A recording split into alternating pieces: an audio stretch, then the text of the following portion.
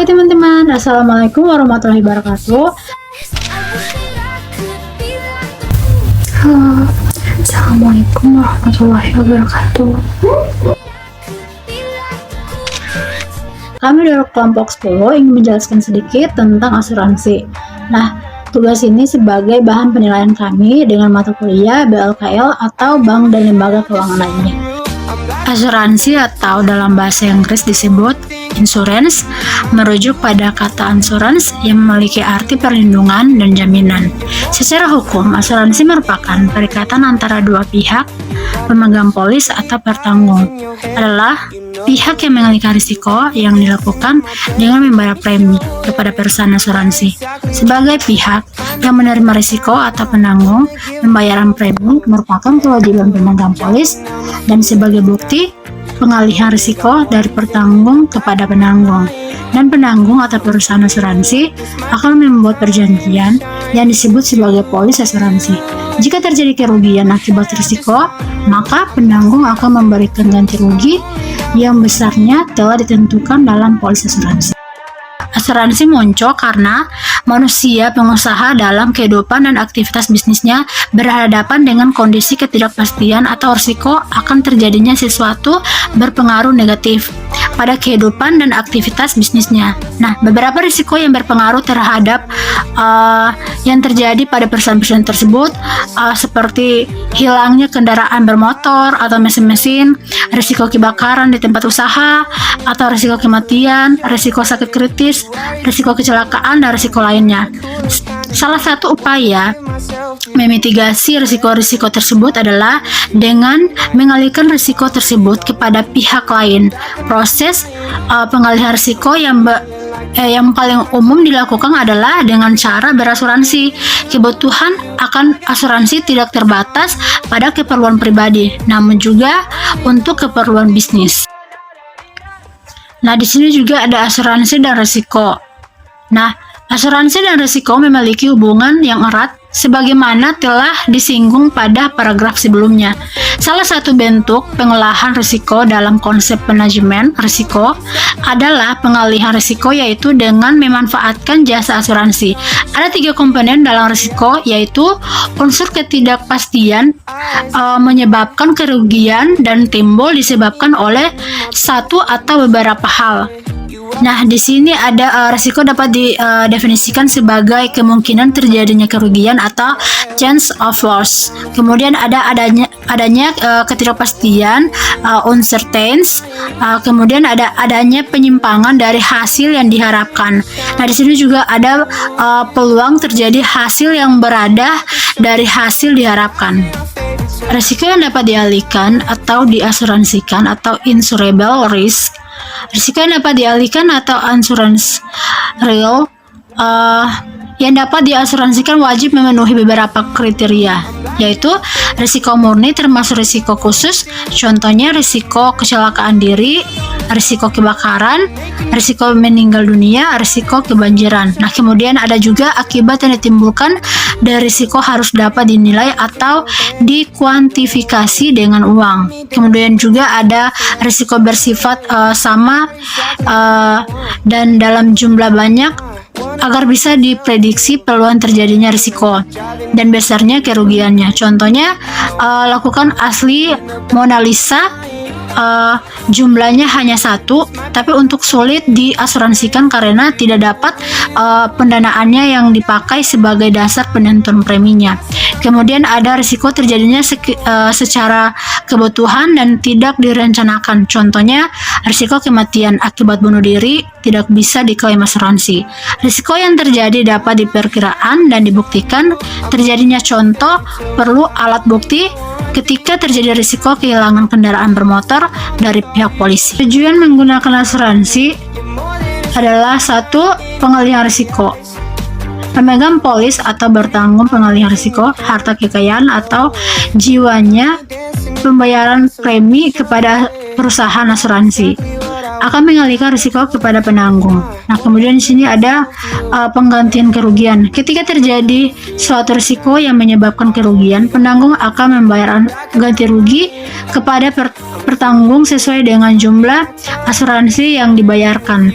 Kerugian yang terjadi dapat bersifat sebagai virtual loss atau semuanya kerugian total atau total loss. Teman-teman, di sini kita juga belajar tentang memahami prinsip-prinsip asuransi dan polis asuransi. Yang pertama, keperluan untuk mengasuransikan. Kemudian ada juga penanggung, kemudian ada juga ganti rugi. Kemudian juga ada subrogation, terakhir ada contribution. Dalam suatu pertanggungan atau asuransi, terkandung prinsip-prinsip yang mendasari pertanggungan tersebut dan bersifat mutlak agar tidak terjadi penyimpanan dari tujuan penutupan asuransi tersebut. Jadi selanjutnya ada polis asuransi, yaitu Kitab Undang-Undang Hukum Dagang KUHD pasal 225 menyebutkan bahwa polis merupakan akta tertulis sebagai perjanjian asuransi yang memuat syarat, janji dan kesepakatan yang menjadi patokan dalam pemenuhan hak dan kewajiban para pihak, yaitu perusahaan asuransi dan pemegang polis, penanggung dan yang tertanggung. Polis menjadi bukti tertulis mengenai perjanjian asuransi perusahaan, asuransi, dan pemegang polis dalam Guntara tahun 2016. Terus fungsi polis itu dalam KUHD pasal 256 pada polis terkandung kecuali asuransi jiwa. Syarat-syaratnya itu yang pertama ada waktu, hari dan tanggal pembuatan perjanjian asuransinya. Yang kedua ada nama tertanggung, pemegang polis itu diri sendiri atau pihak ketiga. Yang ketiga ada uraian tentang barang yang diasuransikan. Yang keempat ada nilai pertanggungan atau jumlah yang diasuransikan. Yang kelima ada menanggung risiko apa saja. Sama yang keenam ada besarnya premi asuransi. Janji khusus yang dibuat antara para pihak seperti mencantumkan bankers clause merupakan klausula yang dicantumkan di dalam polis atas permintaan bank bahwa bank adalah pihak yang akan menerima ganti rugi atas peristiwa yang terjadi pada objek pertanggungan disebutkan dalam polis asuransi. Nah, di sini ada otoritas jasa keuangan membagi jenis asuransi, yaitu menjadi dua dalam OJK 2019. Yang pertama ada asuransi jiwa, di mana adalah asuransi yang objek penanggungannya adalah orang.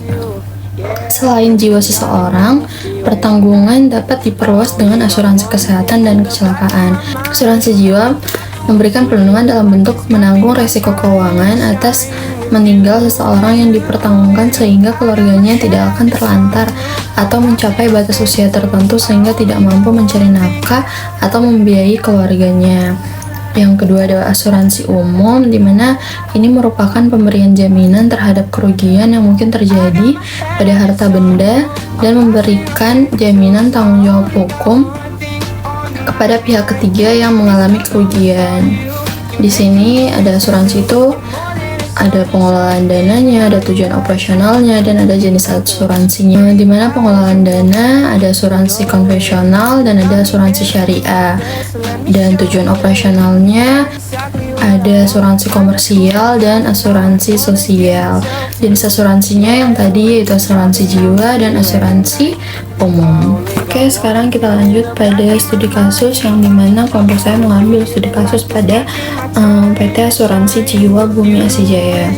Penyihatan perusahaan asuransi dan reasuransi dengan kriteria BAN dimulai sejak tahun 1999 yang ditandai dengan diterbitkannya Keputusan Menteri Keuangan Republik Indonesia yang mengatur tingkat kesehatan perusahaan asuransi dan reasuransi berdasarkan risk-based capital atau RBC. Dengan peraturan bank tersebut, maka perusahaan asuransi dan reasuransi BANS memiliki rasio solvabilitas 120% setiap saat yang harus dipenuhi paling lambat tahun 2004. Nah, di sini PT Asuransi Jiwa Bumi Asijaya adalah salah satu perusahaan swasta nasional yang bergerak dalam industri asuransi jiwa, di mana saat ini belum memenuhi rasio solvabilitas.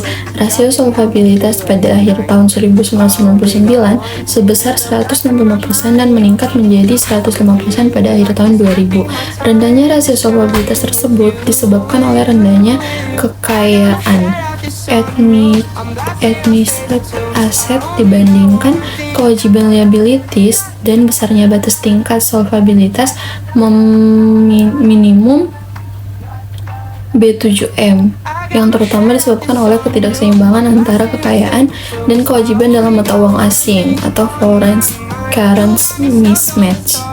Rendahnya kekayaan yang diperkenankan disebabkan oleh sebagian besar asetnya tidak diperkenankan sesuai dengan peraturan.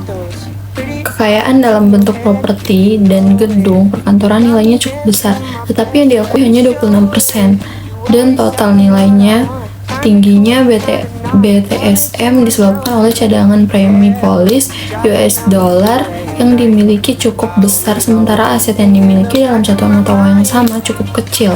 Rendahnya kekayaan yang diperkenankan atas kelompok properti disebabkan oleh nilai asetnya yang telah melebihi 30% dan total investasi, sedangkan untuk gedung perkantoran yang digunakan sendiri yang diakui hanya sekitar 2%, yakni 20% dan modal perusahaan. Hal ini menunjukkan bahwa salah satu penyebab rendahnya kekayaan yang diperkenani adalah rendahnya modal ekuitas perusahaan. Rendahnya ekuitas perusahaan disebabkan oleh kegagalan perusahaan menghasilkan laba dalam jangka waktu yang cukup lama, sehingga tidak ada penambahan modal melalui laba ditahan. Kegagalan perusahaan menciptakan laba disebabkan oleh biaya penjualan yang cukup tinggi serta hasil investasi yang relatif rendah. Rendahnya hasil investasi disebabkan oleh sebagian besar aset perusahaan digunakan sendiri sebagai gedung, kantor pemasaran. Sebagian besar lainnya dikembangkan menjadi unit bisnis atau anak perusahaan yang meliputi bisnis perhotelan, jasa konstruksi dan jasa konsultan, manajemen, dan bank perkreditan rakyat atau BPR. Tingkat pengembalian investasi di bawah rata-rata tingkat bunga perbankan, bahkan di bawah rata-rata tingkat bunga aktuaria.